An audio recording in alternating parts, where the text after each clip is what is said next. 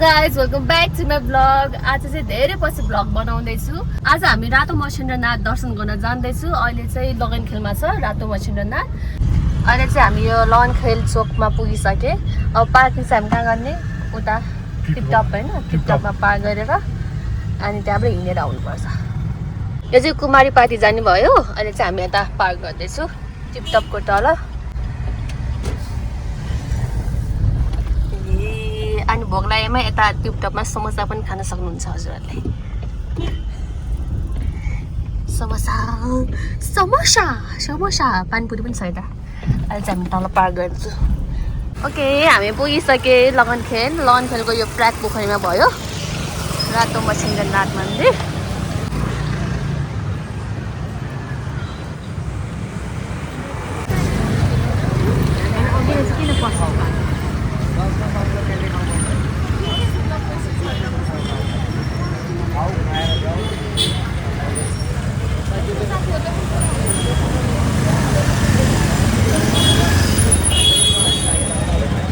Finally मन्दिरमा पुगिसके हामी चाहिँ। अनि यता भयो रातो मछिन्द्रनाथ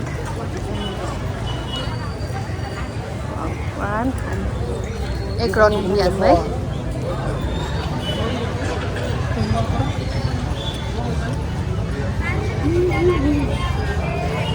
अनि यता भयो गणेश भगवान।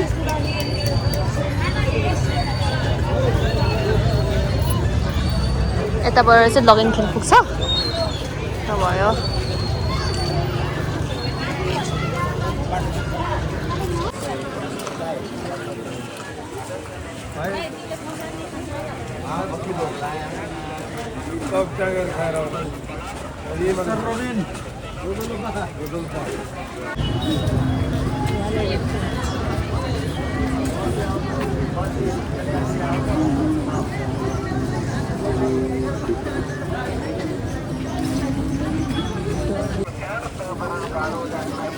के भएछ? दौडिँदै गयो त।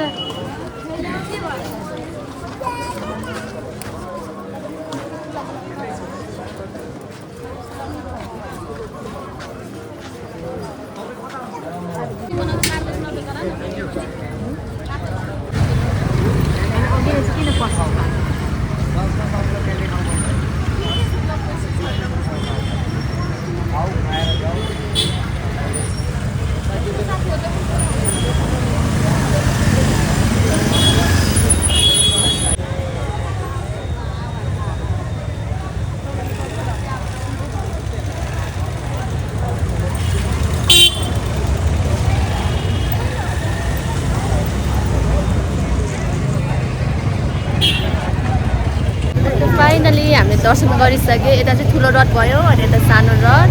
हाम्रो जूको भ्लग पनि हेरिदिनु होला अनि सब्सक्राइब पनि गरिदिनु होला। हजुरहरू पनि आउनु होला है। Thank you for watching. By.